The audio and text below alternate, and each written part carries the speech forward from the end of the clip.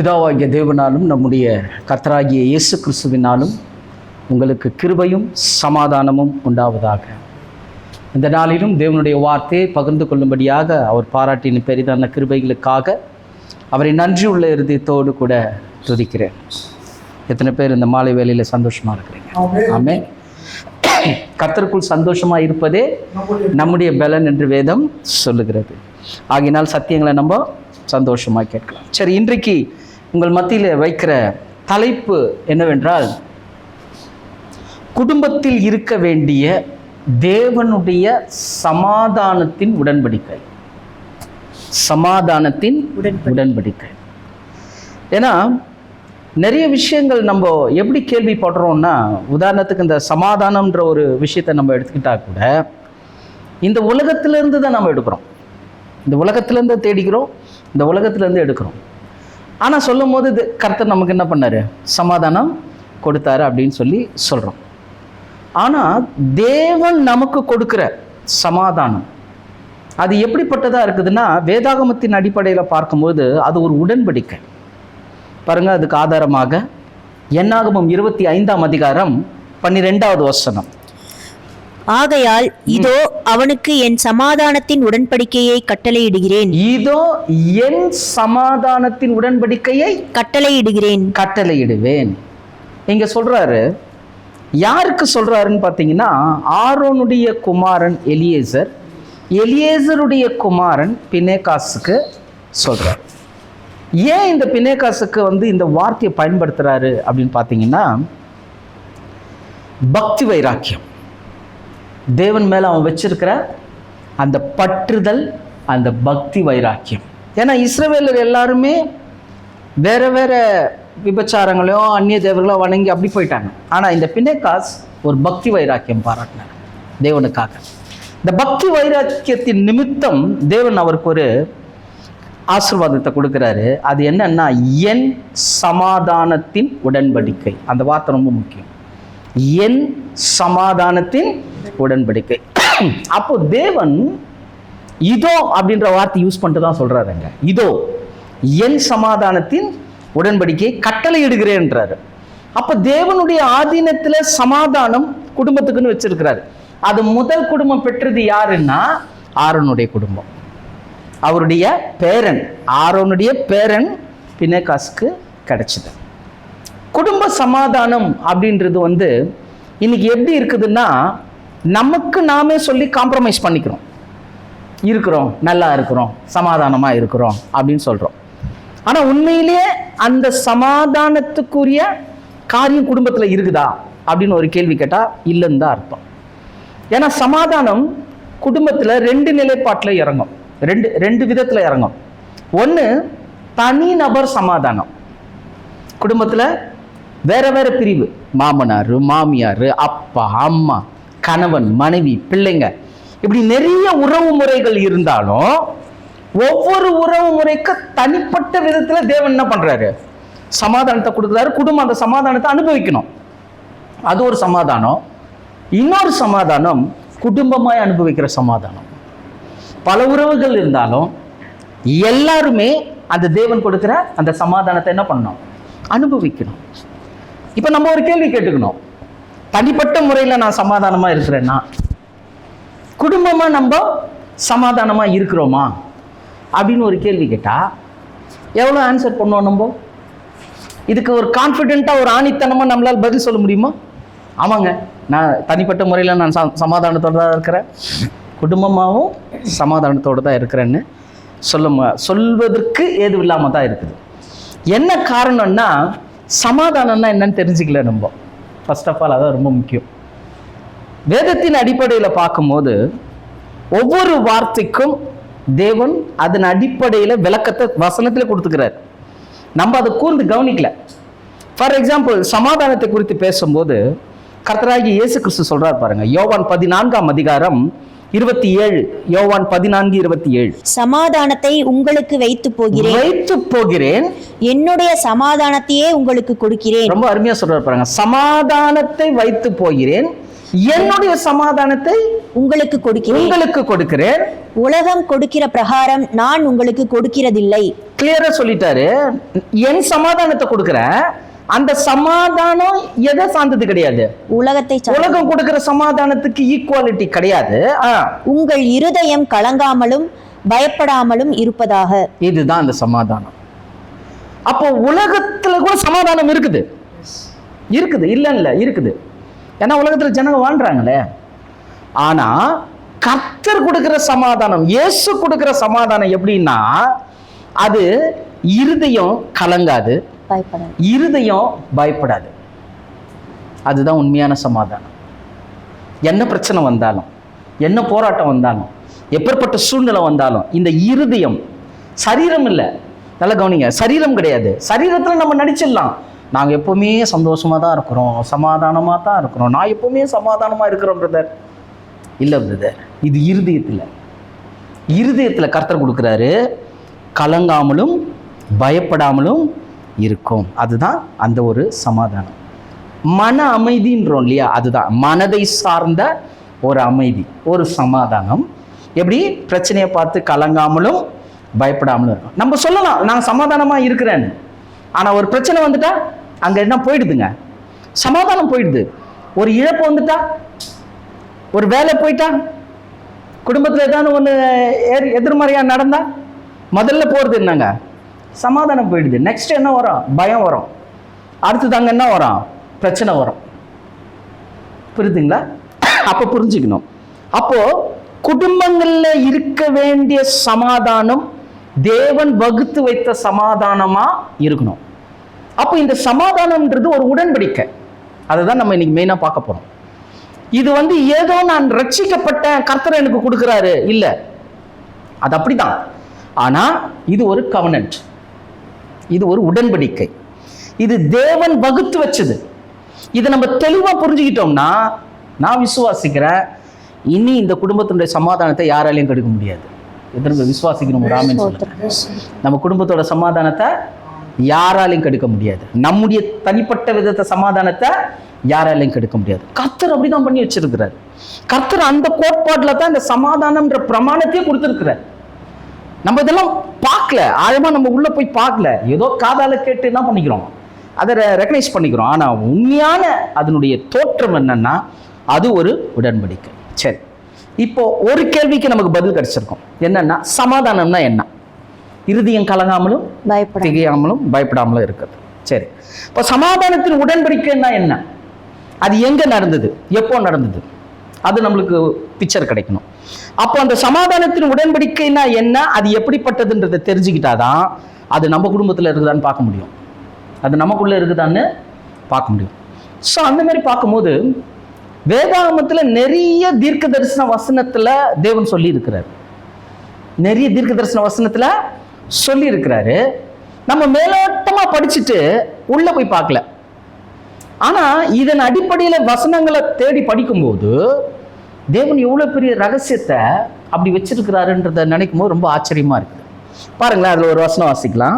சகரியா 6ஆம் அதிகாரம் 12-13. சகரியா 6ஆம் அதிகாரம் 12-13. பொறுமையா நிறுத்தி வாசிங்க, அதுல இருந்து நான் சொல்றேன். வாசிங்க. அவனோட சொல்ல வேண்டியது சேனைகளின் கர்த்தர் உரைக்கிறது என்னவென்றால், இப்ப பாருங்க, சேனைகளின் கர்த்தர் உரைக்கிறது என்னவென்றால், இதோ ஒரு புருஷன், அவருடைய நாமம் கிளை எண்ணப்படும். அவருடைய நாமம் கிளை எண்ணப்படும். ஒரு புருஷன், அவருடைய நாமம் கிளை எனப்படும்.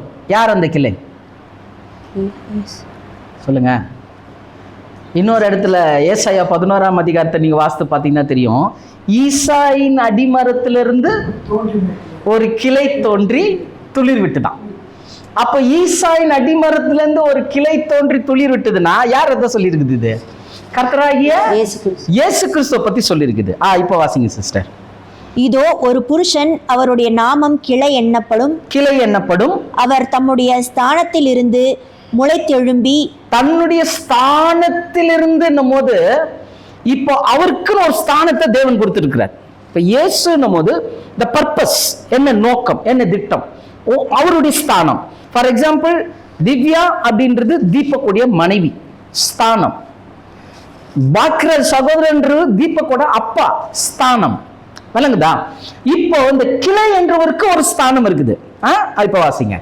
அவர் தம்முடைய ஸ்தானத்திலிருந்து முளைத்தெழும்பி, அந்த ஸ்தானத்திலிருந்து முளைத்தெழும்பி கர்த்தருடைய ஆலயத்தை கட்டுவார். என்ன பண்ணுவாராம்? கர்த்தருடைய ஆலயத்தை கட்டுவார். அவரே கர்த்தருடைய ஆலயத்தை கட்டுவார். அவர் மகிமை பொருந்தினவராய் தம்முடைய சிங்காசனத்தின் மேல் வீற்றிருந்து, சிங்காசனத்துல வீற்றிருப்பார். ஆளுகை செய்வார். தம்முடைய சிங்காசனத்தின் மேல் ஆசாரியராயும் இருப்பார். பாருங்க, முடிஞ்சதுங்களா? இவ்விரண்டின் நடுவாக இப்போ ரெண்டு விஷயத்த சொன்னாரு. ஒண்ணு, சிங்காசனத்துல வீற்றிருந்து ஆளுகை செய்யறது. ரெண்டாவது, அருகில என்ன உட்காருவாங்களாம்? ஆசாரியரா உட்காருது. இவ்விரண்டிலும் நடுவில் சமாதானத்தின் ஆலோசனை விளங்கும். ஆலோசனை விளங்கும். அப்ப சமாதானத்தை குறிச்சு ஏதோ ஒரு ஆலோசனை நடந்துக்குது. சமாதானத்தை குறிச்சு ஏதோ ஒரு ஆலோசனை நடந்துக்குது. அந்த ஆலோசனை பண்ணினது யாருன்னா பிதாவாகிய தேவனும் கர்த்தராகிய இயேசுவும்.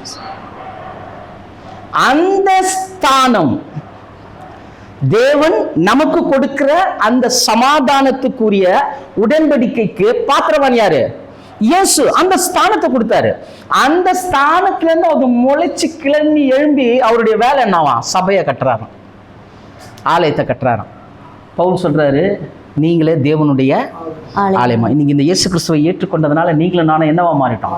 மகிமையுள்ள ஆலயமா மாறிட்டோம். இந்த சரீரம் தேவனுடைய ஆலயமா மாறிச்சு. இப்ப ரெண்டு விஷயம் நடக்குது. சிங்காசனத்துல வீட்டு இருக்கிறார், ஆளுகை செய்யறார். சிங்காசனத்துல வீட்டு இருந்து ஆளுகை செய்யறாரு. ரெண்டாவது, ஒரு ஆசாரியனை அருகில் நியமிச்சார். நீங்க EVR ETB எல்லாம் வாசித்து பாருங்க. அதாவது பொது மொழிபெயர்ப்புல அதெல்லாம் வாசித்து பார்த்தீங்கன்னா இந்த வசனம் எப்படி வருதுன்னா, சிங்காசனத்தில் வீற்றிருந்து ஆளுகை செய்து ஒரு ஆசாரியர் அருகில் அமருவார். எப்படி? ஒரு ஆசாரியர் அருகில் அமருவார். அப்போ இவர் ஆளுகை செய்வாரு ஒண்ணு. ரெண்டாவது, ஆசாரியர் என்ன பண்ணுவாரா? இவர் பக்கத்துல உட்காருவாராம். இது ரெண்டுக்கும் நடுவுல சமாதானத்தின் ஆலோசனை இருக்குதான். புரியுதுங்களா? சமாதானத்தின் ஆலோசனை இருக்குது. அப்போ ஒரு காலம் அந்த சமாதானத்தின் ஆலோசனை நடைபெறுறது. ஒரு காலம் என்ன காலம்? ஒரு பக்கம் அவர் சிங்காசனத்துல உட்கார்ந்து ஆளுகை செய்யணும், இன்னொரு பக்கம் ஆசாரியர்கள் சிங்காசனத்துல உட்காரணும். இதுக்கு நடுவுல சமாதானத்தின் ஆலோசனை நடக்கும். புரியுதுங்களா? இப்போ இயேசு பரலோகத்துல சிங்காசனத்துல உட்கார்ந்துட்டு இருக்கிறார். வசனத்தை கொடுக்குற, நீங்க குறிச்சு வச்சுக்கோங்க.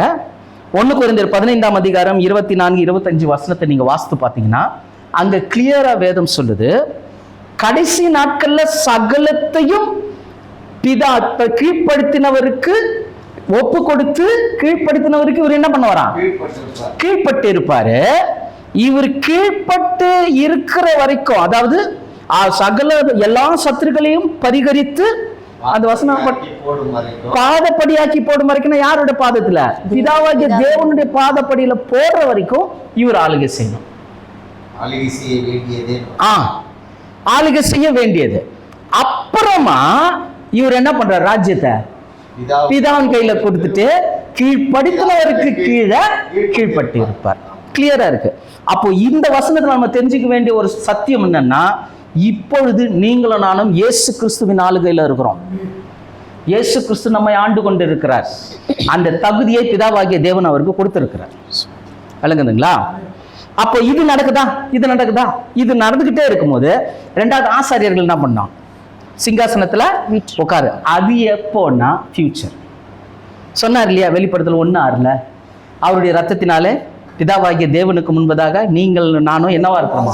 ராஜாக்களும் ஆசாரியருமா இருக்கிறோம். ஃபியூச்சர். ஓகே, அது இருக்குது. இன்னொரு இடத்துல நீங்க வாசித்து பார்த்தீங்கன்னா வெளிப்படுத்தல் 3:21 வாசித்து பார்த்தீங்கன்னா, ஜெயம் கொள்ளுகிறவன் எவனோ, நான் ஜெயித்து பிதாவின் சிங்காசனத்துல வலது பாரசத்துல உட்கார்ந்து இருக்கிறது போல ஜெயம் கொள்ளுகிறவன் என்னோட கூட என்ன பண்ணுவான்? உட்காரும்படி அருள் செய்வேன். அப்ப அது என்னது? ஃபியூச்சர். நல்லா கவனிங்க. இந்த சகரிய தீர்க்க தரிசன வசனம் தேவன் எவ்வளவு கிளியரா எழுதி இருக்கிறார் பாருங்க. கிறிஸ்துவனுடைய ஆளுகை நடக்கணும், ஆசாரியர்கள் உட்காரக்கூடிய அந்த சம்பவம் நடக்கணும். இது ரெண்டுத்துக்கு நடுவுல சமாதானத்தின் ஆலோசனை நடக்கணும். அது எதுனா இப்ப நம்ம வாழ்ந்துட்டு இருக்கிற இந்த காலம். சமாதானத்தின் ஆலோசனை இந்த நாளில் நிறைவேறணும். நிறைய கிறிஸ்தவ குடும்பங்கள்ல சமாதானம் இல்லை, சண்டை, பிரச்சனை, கணவன் மனைவிக்குள்ள ஒரு உண்மையான அன்பு இல்லை, ஒரு சரியான அண்டர்ஸ்டாண்டிங் கிடையாது, ஒரு சரியான புரிதல் கிடையாது. இன்னைக்கு மெஜாரிட்டி வயசு நிறைய இடத்துல ஊழியத்துக்கு போய் நிறைய கணவன் மனைவிமார்கள், வாலிப கணவன் மனைவிமார்கள் எல்லார்கிட்ட போய் பார்த்து பேசுனதுல நான் பார்த்த ஒரு மிகப்பெரிய ஒரு காரியம் என்ன தெரியுமா? கல்யாணம்ன்றது ரொம்ப துச்சமா போச்சு. கல்யாணம் பண்ணிக்கிறாங்க, ஜபத்துக்கு நிற்கிறாங்க. என்னம்மா அதை எதுக்காகம்மா ஜெபம் பண்ணேன்னா, சீக்கிரத்தில் எனக்கு டைவர்ஸ் வேணும் பிரதர், அதுக்காக ஜெபம் பண்ணுங்க. என்னம்மா கல்யாணம் பண்ண என்ன ஆச்சுன்னா, அவருக்கு நிறைய விஷயத்தில் எனக்கு உடன்பாடு இல்லை, அதை நான் சம்பாதிக்கிறேன், நான் என்ன பண்ணுவேன், என் லைஃப்பை நான் பார்த்துக்குவேன், எனக்கு தேவையில்லை. எவ்வளோ நாளைக்கு? இந்த வாலிபம் இருக்கிற வரைக்கும் தான். இந்த வாலிபம் போயிடுச்சுன்னா யோசனை பண்ணிப்பாங்க. கர்த்தர் இணைத்ததை மனிதன் பிரிக்காதிருக்க கடவன். அப்போ பிரிக்காதிருக்க கடவன்னா ரெண்டு பேரை யாரு பிரிக்க கூடாது? மனுஷன் பிரிக்க கூடாது. அதே போல ரெண்டு பேரையும் மனுஷீகம் பிரிக்க கூடாது. புரியுதுங்களா? கர்த்தர் இணைத்த கணவன் மனைவிய அவர்களுடைய மனுஷீகம், சுயம் என்ன பண்ணக்கூடாது? பிரிக்க கூடாது. அப்ப எவ்வளவு ஜாக்கிரதையா இருக்கு. இதெல்லாம் பிரமாணம் தேவன் வகுத்து வச்சது. இன்னைக்கு சமாதானம் இல்லை, நிறைய குடும்பத்துல சமாதானம் இல்லை. குழந்தை இல்லைன்ற ஒரே காரணத்துக்காக இரண்டாவது திருமணம் செய்யறாங்க. ரொம்ப சர்வசாதாரணமாகி போச்சு திருமணம்ன்றது. இன்னும் ஒரு சிலர் பார்க்குறாங்க. ஒரு சமீபத்தில் ஒருத்தர் வீட்டுக்கு போயிருந்தேன். அவர் அந்த அந்த தம்பியை இன்ட்ரடியூஸ் பண்ணுறாரு. இவங்க என் கூட இருக்கிறாங்க. என்னவா? என் கூட இருக்கிறாங்க. அவங்க அப்பா அம்மாவும் ஆமாங்க கூட இருக்கிறேன். மனைவியான்னு கேட்டேன். இல்லை, லிவிங் டுகெதரில் இருக்கிறாங்க ரெண்டு பேரும். எப்படி? கல்யாணம் ஆகலை, அது வேற ஊர் பொண்ணு. இவங்க ஃபேமிலியில் என்ன பண்ணுது இருக்குது, ஒன்றா இருக்கிறாங்க. அவங்களுக்குன்னு தனியறை, பெற்றவங்களும் ஒரு தனியறை. என்ன வாழ்க்கை இது? இந்த ஒழுங்கும் கிரமமும் நீதி நியாயம் ஒழுக்கம் கிறிஸ்தவத்தில் என்ன ஆயிடுச்சுப்பா? தொலைஞ்சு போச்சு. ஒழுக்கமே கிடையாதுங்க. நீங்க குடும்பத்தில் ஒழுக்கமே கிடையாது. கிறிஸ்தவ குடும்பத்தில் ஒழுக்கம் இல்லை. அவங்க அந்த ஸ்தானத்தை விட்டு என்ன பண்ணிட்டாங்க? வலைய வந்துட்டாங்க. அதான் வேதம் தெளிவாக சொல்லுது, தன் ஸ்தானத்தை இழக்கிற மனுஷன் நிலையற்று அலைகிறவனா இருப்பான். அந்த ஸ்தானத்தை மறுபடியும் பிடிக்க முடியாது. அந்த லெவலுக்கு இன்னைக்கு கிறிஸ்தவ குடும்பங்கள் இருக்குது. அப்போ இங்க என்னன்னா, தேவன் ஒரு சமாதானத்தின் உடன்படிக்கை பண்ணியிருக்கிறார். அந்த உடன்படிக்கையை நம்ம தெரிஞ்சுக்கிட்டு அதுக்குள்ள வந்தன்னு வச்சுங்க, நம்ம யாராலையும் பிரிக்க முடியாது.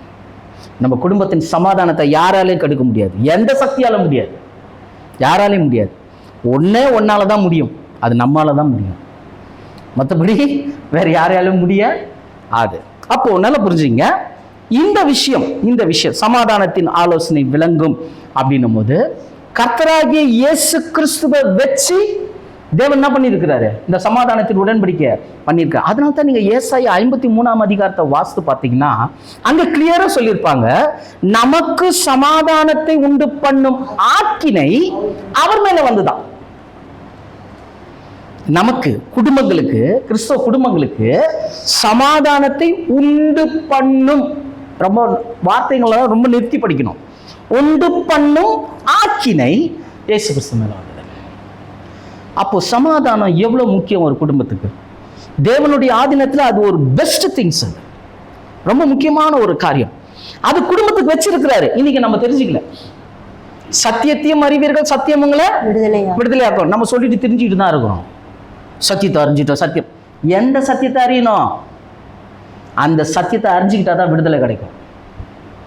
புரியுதுங்களா? நீங்க எதை அறிந்து கொள்கிறீர்களோ அதுல தான் விடுதலை. ஏதோ ஒரு 2-3 சப்ஜெக்ட் நம்ம கேட்டுட்டு எல்லாத்துலயும் விடுதலை ஆயிட்டோம்னு நினைச்சீங்கன்னா, நம்மை விட பரிதபிக்கப்படத்தக்கவர்கள் இந்த உலகத்துல யாருமே இல்லைன்னு தான் நான் சொல்லுவேன். அப்போ சத்தியம் ஆதியாகமத்திலிருந்து வெளிப்படுத்தின விசேஷம் வரைக்கும் கர்த்தர் என்ன பண்ணியிருக்கிறாரு? நமக்காக நிறைய விஷயங்களை வச்சிருக்காரு. சரி, இப்போ இங்க வருவோம். இயேசுதான் அந்த உடன்படிக்கையின் மத்தியஸ்தர், சமாதான உடன்படிக்கையின் மத்தியஸ்தரா இருக்கிறார். அதனால்தான் கிறிஸ்து இயேசுவை குறித்து சொல்லும் போது சகரியா இருந்தார் பாரு. யாரு சகரியா? புதிய ஏற்பாட்டுல யோவானுடைய தகப்பனர், ஓகே, எலிசபெத்துடைய கணவர். இவரு பேசினார், வாய் திறந்த உடனே, தேவன் கட்ட அவிழ்த்த உடனே பேச ஆரம்பிக்கும் போது இயேசு குறித்து ஒரு வசனம் சொன்னார். அந்த வசனத்துல அருமையா அவரு சொல்லியிருக்காரு பாருங்க. லூக்கா 1ஆம் அதிகாரம் 79வது வசனம். நம்முடைய கால்களை சமாதான வழியிலே நடத்தவும் அவ்விரக்கத்தினாலே உன்னதத்திலிருந்து தோன்றிய அருணோதயம் நம்மை சந்தித்திருக்கிறது என்றான். எத்தனை பேர் ஆமீன் சொல்றீங்க? நீங்களும் நானும் இயேசுவை அறிந்து கொண்டோம்னா, இயேசுவை தெரிஞ்சுக்கிட்டோம்னா, ரட்சிக்கப்பட்டிருக்கிறோம்னா, தேவனுடைய மகா பெரிய இரக்கம் அவருடைய சமாதானத்துல நம்ம கால் நடக்க செய்யுது. எவ்வளவு முக்கியம் பாருங்க இந்த சமாதானத்தின் உடன்படிக்கை. அதனாலதான் சொல்ற, உன்னதத்திலிருந்து தோன்றினா அருணோதயமா. இன்னைக்கு நம்ம குடும்பத்துல இருக்குதா? இந்த ஒரு லைட் ஏரியலன்னு ரொம்ப கஷ்டப்படுறோம். ஆனா அருணோதயம் என்ன பண்ணணும்? குடும்பத்துல வரணும். அது ரொம்ப முக்கியம். அதனால்தான் இயேசு சொல்லும் போது கூட ரொம்ப தெளிவா சொல்றாரு பாருங்களேன். யோவான் 16:33. என்னிடத்தில் உங்களுக்கு சமாதானம் உண்டாயிருக்கும் பொருட்டு. நல்ல கவனிங்க. இப்போ சமாதானத்துக்கு முன்னாடி பார்த்தோம் பாருங்க ஒரு டெஃபினேஷன். அது எதுல? ஃபர்ஸ்ட் இயேசு சொல்லும் போது சொன்னார், உங்கள் இருதயம் கலங்காமலும் பயப்படாமலும் இருக்கிறது சமாதானம். இங்க ரெண்டாவது ஒரு விஷயத்தை சொல்றாரு. வாசிங்க சிஸ்டர். என்னிடத்தில் உங்களுக்கு சமாதானம் உண்டாயிருக்கும் பொருட்டு. நல்லா கவனிங்க. என்னிடத்தில் உங்களுக்கு சமாதானம் உண்டாயிருக்கும் பொருட்டு. அப்ப என்னுடைய சமாதானம் உங்ககிட்ட இருக்கும் பொருட்டு இவைகளை உங்களுக்கு சொன்னேன். உலகத்தில் உங்களுக்கு உபத்திரவம் உண்டு. நல்லா கவனிங்க. உலகத்தில் உங்களுக்கு உபத்திரவம் உண்டு.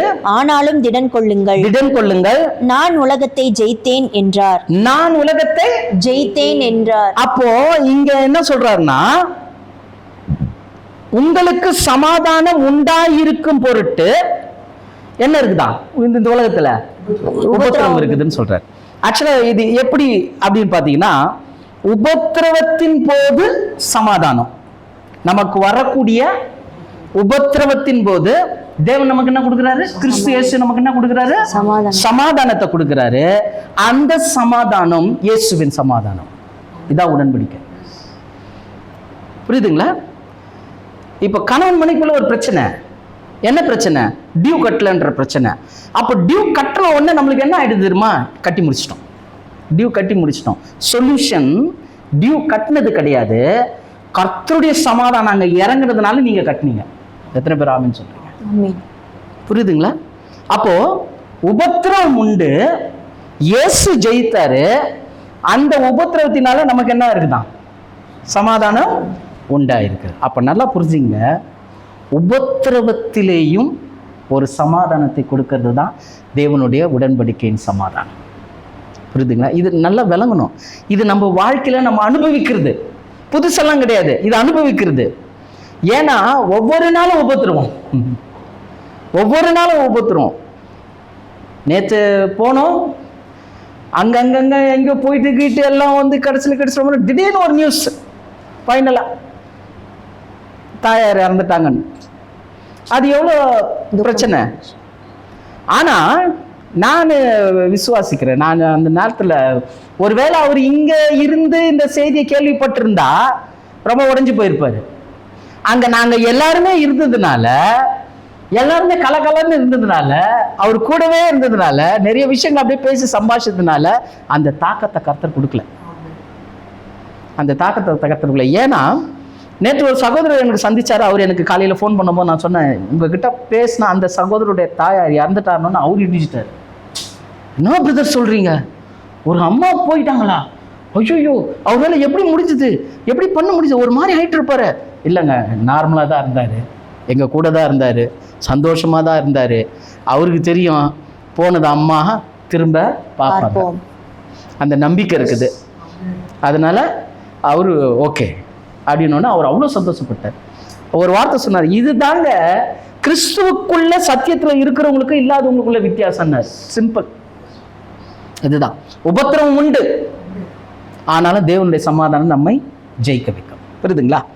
ஸோ இதை நம்ம புரிஞ்சுக்கணும். அதனாலதான் எபிரேயருக்கு எழுதும் போது ரொம்ப தெளிவா சொல்றாரு, இந்த உடன்படிக்கை அங்க மென்ஷன் பண்றாரு, இயேசு கிறிஸ்துவனுடைய ரத்தத்தை அங்க மென்ஷன் பண்றாரு பாருங்க. எபிரேயர் 13:20. நித்திய உடன்படிக்கையின் இரத்தத்தினாலே. இப்ப இயேசு கிறிஸ்துனுடைய ரத்தத்தை என்னன்னு சொல்றாங்க? நித்திய உடன்படிக்கை. நித்திய உடன்படிக்கை. ஏன்னா இந்த உடன்படிக்கைன்றது நம்ம செப்பரேட்டா பார்க்கணும். தேவனுக்கு சித்தமானால் பார்க்கலாம். நிறைய விஷயங்கள் இருக்கு இதுல. அதுல ஒரு பாட்டு தான் இப்ப நம்ம பார்த்துக்கிறோம், சமாதானத்தின் உடன்படிக்கை. இப்போ இந்த சமாதானத்தின் உடன்படிக்கையை கொடுத்தது என்ன அப்படின்னா இயேசு கிறிஸ்துனுடைய ரத்தம். அந்த ரத்தம் நித்திய உடன்படிக்கையா இருக்குது. நித்திய உடன்படிக்கையின் இரத்தத்தினாலே ஆடுகளுடைய பெரிய மேய்ப்பரான நம்முடைய கர்த்தராகிய இயேசுவை மரித்தோரிலிருந்து ஏறி வர பண்ணின சமாதானத்தின் தேவன். இந்த வார்த்தை ரொம்ப முக்கியம். நல்ல கவனிச்சிங்களா அந்த வசனம்? இயேசு கிறிஸ்துனுடைய ரத்தம் நித்திய உடன்படிக்கையா இருக்குது. அந்த உடன்படிக்கை ரத்தத்தின நமக்கு தரணுன்றதுக்காக இயேசு மரித்த உடனே தேவன் என்ன பண்ணிட்டாராம்? அவரை உயிரோடு கூட எழுப்பிட்டாருன்னு அவருக்கு என்ன பேர் கொடுத்தாங்க? சமாதானத்தின். அந்த வார்த்தை ரொம்ப முக்கியம். ஏன்னா அது ரொம்ப அசால்ட்டா படிச்சிடுறோம் நம்ம. சமாதானத்தின் பேர் என்னது? தேவனுடைய பேர். அங்க நல்லா கவனிங்க, சமாதானத்தின் தேவன் வருதுல, நித்திய உடன்படிக்கைன்னு வந்திருக்கு, பேர் கொடுத்துருக்குறாங்க. அங்க தேவனுக்கு ஒரு பேர் கொடுத்துருக்குறாங்க. அங்க சமாதானத்தின் தேவன் பேர் கொடுத்துருக்காங்க. நல்லா கவனிங்க, ஒரு உடன்படிக்கை பண்ணா அந்த உடன்படிக்கைன்றது ஆணை, ப்ராமிஸ், வாக்கு. அந்த வாக்கு கொடுக்கிறதுக்கு ஒரு பெயர் தேவை, ஒரு பெயர் தேவை. உதாரணத்துக்கு சொல்லணும்னா யெகோவா ஈரே யார் யாருக்கு கொடுத்தது? ஆபிரகாமு ஈசாக்க பலியிடும்போது அங்க தேவன் என்ன பண்ணாரு?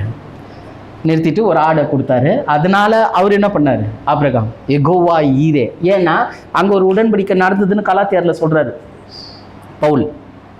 அங்க ஒரு உடன்படிக்கை நடக்குது. என்னன்னா, உன் குமாரனை நீ பலியிடாத, இந்த பிரகாரம் என் குமாரனை நான் உலகத்துக்கு தருவேன், பாவிகளுக்கு தருவேன் அப்படின்னு ஒரு உடன்படிக்கை பண்ணாரு. அந்த உடன்படிக்கைக்கு ஒரு ஆதாரம் வேணும். யார் பேர்ல பண்ணார்னா அவருடைய பேர்லயே பண்ணாரு, யெகோவா ஈரே, எல்லாம் பார்த்துக்கொள்வார். நீ விட்டுருப்பா, உன் பிள்ளைய நீ பார்த்துக்கோ, இனிமே நடக்கிறது எல்லாத்தையும் நான் பார்த்துக்குவேன், தேவன் பார்த்துக்கோ. இல்லைங்கதா? புரியுதுங்களா? அப்போ ஒரு உடன்படிக்கைக்கு இறைவனுடைய பெயர் ரொம்ப முக்கியம்.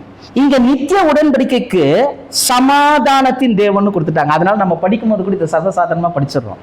ஆனா இதை நீங்க வேற டிரான்ஸ்லேஷன்ல எடுத்து பார்த்தீங்கன்னா எப்படி வருதுன்னா, சமாதானத்தை நமக்கருளிய தேவனா.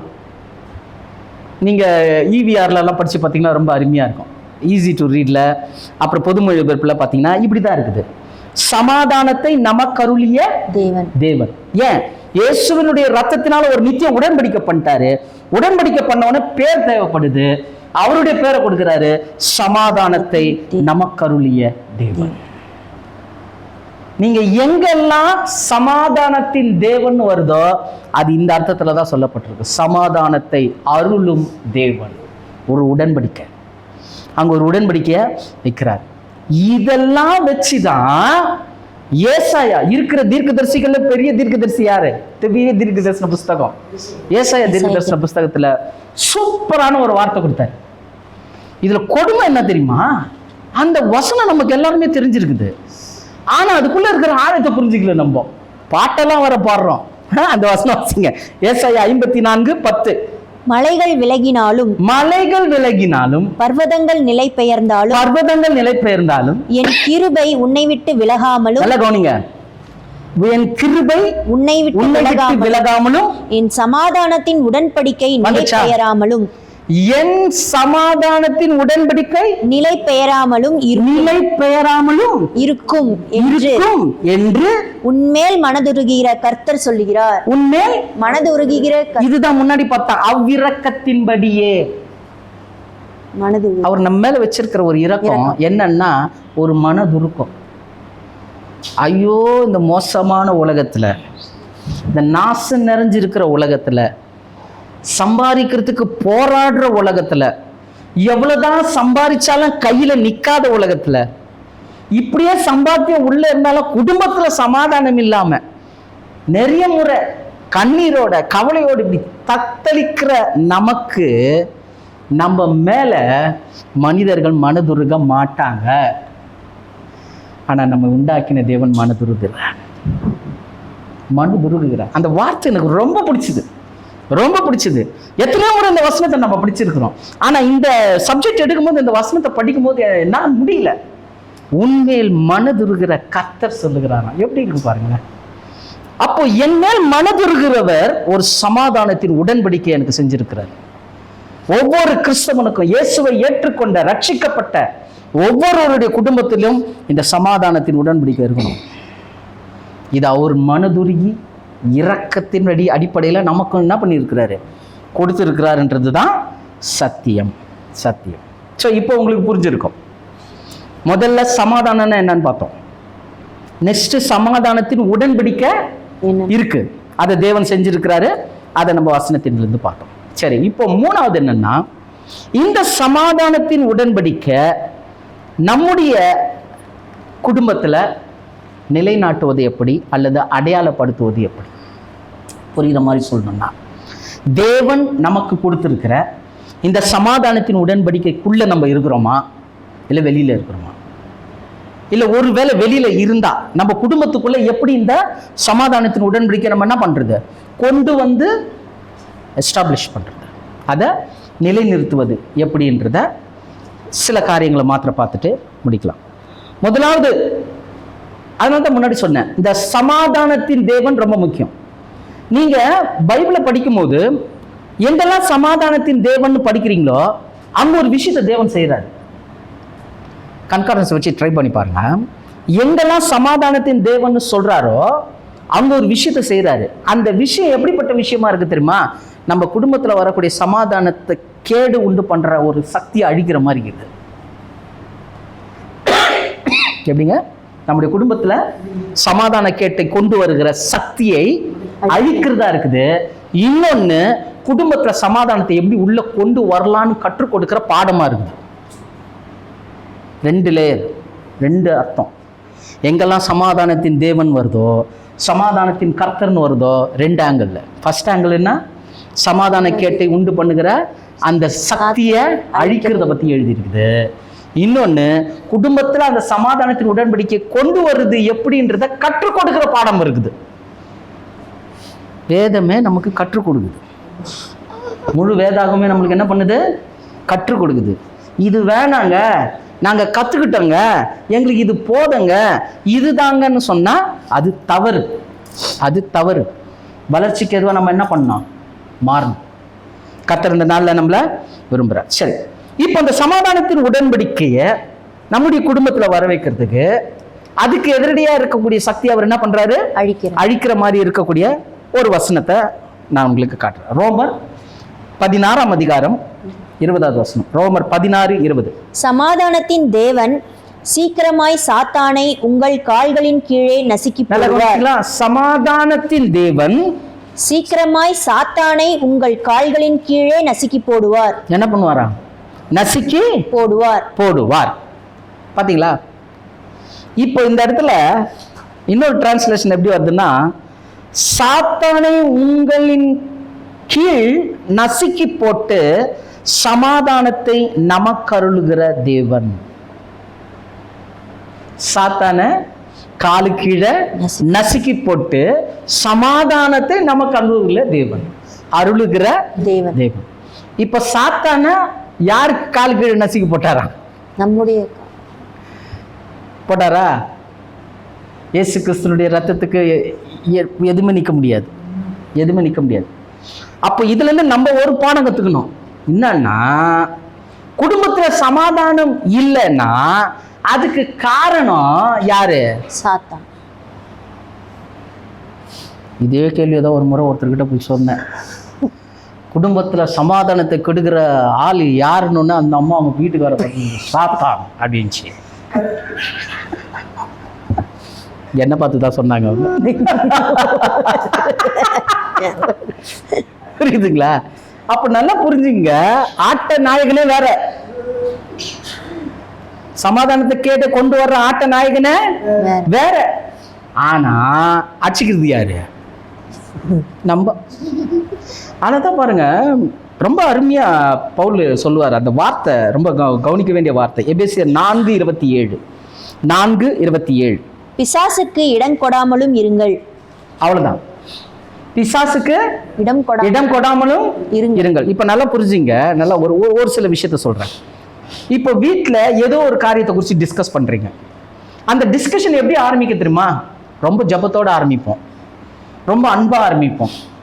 அப்படியே உட்காந்து அப்படியே அந்த கான்ஃபரன்ஸ் வந்து அந்த ரவுண்ட் டேபிள் கான்ஃபரன்ஸை முடிச்ச உடனே எல்லாம் சக்ஸஸ்ன்ற மாதிரி தான் உட்காருவோம். கடைசியில் அங்கே என்ன ஆகும் தெரியுமா? பிரச்சனை வந்துடும். ஏதாவது ஒன்று பேசி ஏதாவது ஒன்று பண்ணு, நீ சொல்றியா நான் சொல்றியா, உன்னால தான் என்னால தான் என்ன ஆயிடுதுங்க. அங்கே சமாதான கேடுவான காரியம் அங்கே வந்துடுது. இப்போ காரியம் என்னன்னா, அந்த பிரச்சனை எழும்புதில்ல, எழும்பும்போது நம்ம இங்கே வரணும். சீட்டு ஒன்று காலியாகுது, அந்த இடத்துல பிசாசு உக்காந்துக்கிறான்னு. ஒரு சேர் காலியாக இருக்குது, அங்கே யார் உக்காண்டிருக்கா? பிசாசு உக்காண்டிருக்கா. இந்த தெளிவு கணவன் மனைவி குடும்பத்தில் இருக்கிற ஒவ்வொரு அங்கத்தினருக்கும் வேணும். ஆமாம், தெரிஞ்சுக்கணும். சமாதான கேடுவான காரியம் நடக்குதா? ஏதோ ஒன்று உள்ளே இருக்குது, ஏதோ ஒன்று உள்ளே இருக்குது. தெளிவாக புரிஞ்சுக்கணும். அதான் யாக்கோபு 4ஆம் அதிகாரம் 7வது வசனம் வாசிங்க. யாக்கோபு 4:7. ஆகையால் தேவனுக்கு கீழ்ப்படிந்திருங்கள், பிசாசுக்கு எதிர்த்து நில்லுங்கள், அப்பொழுது அவன் உங்களை விட்டு ஓடி போவான். அப்பொழுது அவன் உங்களை விட்டு ஓடி போவான். இப்போ யாக்கோபு ஒரு காரியத்தை கற்றுக் கொடுக்குறார். என்னன்னா, சாத்தான் உள்ள வருது, நம்ம தான் அடையாளம் கண்டுபிடிக்கணும். நல்லா புரிஞ்சுங்க. சண்டை எழும்புறதுக்கு முன்னாடி, ஆனால் தான் நீதிமொழிகள் ஒரு வசனம் இருக்குது, அது எழும்புறதுக்கு முன்னாடி என்ன பண்ணணுமா? ஆமா, மடகை திறந்து விட்டது போலன்னா என்னங்க, ஃப்ளட் கேட். ஆமா, அப்போ கொஞ்சம் லீக் ஆகும்போது என்ன பண்ணிக்கணும், நம்ம ஏதோ ஒண்ணு உள்ள உக்காண்டிருக்குன்னு தெரிஞ்சுக்கணும். தெரிஞ்சுக்கிட்டீங்க, இப்ப நெக்ஸ்ட் அதை துரத்தணும். உள்ள பிரச்சனை வருது, யாரும் நம்ம அடையாளம் கண்டுபிடிச்சிட்டோம். அடையாளம் கண்டுபிடிச்சது துரத்தணுமே. இந்த துரத்தணுன்ற விஷயத்த நிறைய பேர் தப்பா புரிஞ்சிட்டு இருக்கிறாங்க. என்னன்னா, அதிகாரத்தை பயன்படுத்துறாங்க, நல்லதுதான், அதிகாரத்தை பயன்படுத்துறது நல்லதுதான். ஆனா ஒரு காரியத்தை புரிஞ்சுக்கணும், பவர் வேற, அத்தாரிட்டி வேற, வல்லமை வேற, அதிகாரம் வேற. அதிகாரத்தை செயல்படுத்தணும்னா வல்லமை வேணும். வல்லமையை கொடுப்பவர் தேவன். அந்த வல்லமையை பயன்படுத்துறோமோ தான் நம்ம இயேசுவின் நாமத்தினால. புரியுதுங்களா? நிறைய பேர் வல்லமையை பெற்றுக்கொள்ளல, அதிகாரத்தை மாத்திரம் பயன்படுத்துறாங்க. பேச்செல்லாம் பார்த்தீங்கன்னா பயங்கரமா, இயேசுவின் நாமத்தினாலே துரத்து பார்க்கலாம், இயேசுவின் நாமத்தினாலே ஓடும் பாடும் கேடும், பக்கத்துல தான் நின்னுக்கும். அது எங்கேயும் போவாது, அங்கதான் நின்னுக்கும். ஆனா பேச்சு பயங்கரமா இருக்கும், பயங்கரம். உலக பிரசங்கியார் மாதிரி என்ன பண்றது, பேசுறது. இங்க யாக்கோபு சூப்பரான ஒரு விஷயத்த சொல்ற. என்ன தெரியுமா? தேவனுக்கு கீழ்ப்படிந்து பிசாசுக்கு எதிர்த்து. தேவனுக்கு கீழ்ப்படிந்து இந்த விட்டோம் எதை பிடிச்சிக்கிட்டான்? பிசாசுக்கு எதிர்த்து நில்லு, பிசாசுக்கு எதிர்த்து நில்லு. போற இடத்துல எல்லாம் போயிட்டு நாங்க இப்போ அதுக்கு எனக்கு ஒரு வல்லமை இருக்குது, நான் இப்படி துரத்துவோம் அப்படி துரத்துவோம். பிசாசம் புரிஞ்சுக்கிச்சான், ஆஹா வந்துட்டா நீ, நானும் ஆடுறான்டா ஆடுது. இது உடனே இவரு என்ன பண்றாங்க, அங்க ஒரு ஷோ தான் நடக்குது. ஆனா முதல் வாக்கியம் ரொம்ப முக்கியம். தேவனுக்கு கீழ்ப்படிஞ்சாதான் பிசாசுக்கு எதிர்த்து நிற்க முடியும். அப்ப அந்த இடத்துல அதிகாரத்தை பயன்படுத்தணும். யாரோட அதிகாரத்தை பயன்படுத்தணும்னா தேவனுடைய வல்லமை இறங்கத்துக்கு பயன்படுத்தணும். அப்ப தேவனுடைய வல்லமை அங்க இறங்கணும்னா தேவனுக்கு முதலிடத்தை கொடுக்கணும். பிரச்சனை வருது, ஸ்டார்ட் ஆயிடுச்சு, தேவனே என் குடும்பத்துக்குள்ள வந்துருங்க, இயேசுவே என் குடும்பத்துக்குள்ள வந்துருங்க, நாங்க உங்களுக்கு அடங்கி இருக்கிறோம், தப்பு யார் மேல இருக்குதுன்னு எங்களுக்கு தெரியாது, அதை பகுத்தறிகிற அறிவு எங்களுக்கு இல்லை. கர்த்தர் சமூகத்துல எப்பவுமே என்ன பண்ணோம், ஊற்றிடணும். அண்ணாவை பத்தி பேசும்போது, அண்ணாள் நெடுநாளாக குழந்தை இல்லாம இருந்தாலும், ஆனா சில யூத கமெண்ட்ரிஸ் எடுத்து படிக்கும் போது அண்ணாளுக்கு ஒரு ஆலோசனை கொடுத்துருக்கிறாரு ஒருத்தர், சிமியோன்ன்ற ஒரு தீர்க்கதரிசி ஆலோசனை கொடுத்தாராம். அந்த ஒரு பிரதான ஆசிரியர் ஆலோசனை கொடுத்தாராம். அந்த ஆலோசனை என்ன தெரியுமா, உன் இருதயத்தை கர்த்தர் சமூகத்துல ஊற்றிடு. ஆனா தான் எவ்வளோ வருஷம் குழந்தை இல்லாதவ ப்ரேயர் பண்றா, ஜபம் பண்றா. எப்படி தெரியுமா ஜபம் பண்ணி முடிக்கும் போது அந்த வசனம் ரொம்ப அருமையா இருக்கும். அன்னால் தன் இருதயத்தை தண்ணீரை போல ஊற்றிவிட்டார். ஊற்றிடணும். ஆண்டவர் யார் மேல தப்பு இருக்குது யார் மேல தப்பு இல்லைன்னு எனக்கு தெரியாது ஆண்டவர், நாங்கள் ஒப்பு கொடுக்குறோம், இருக்கிற வண்ணமாக ஒப்பு கொடுக்குறோம். எங்கள் இருதயத்தை நீங்கள் பாருங்க ஆண்டவரே. ஓப்பன் பண்ணி விட்டீங்கன்னு வச்சுங்க, உள்ளே இருக்கிற ஆவி, கண்ணில் இருக்கிற ஆவி, தோலில் இருக்கிற ஆவி, ஹாலில் இருக்கிற ஆவி எல்லாமே என்ன பண்ணிட்டோம், போயிடும்.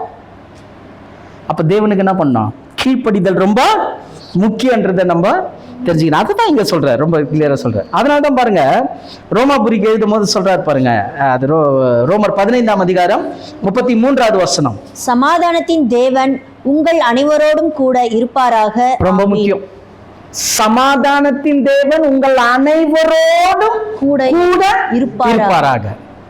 ஏன்னா பிசாசுக்கு இடம் கொடுக்கறதுக்கு வாய்ப்பு நிறைய இருக்கு. நிறைய நேரத்தில் நம்ம விழுந்து போகிறதுக்கு வாய்ப்புகள் அதிகமாக இருக்குது.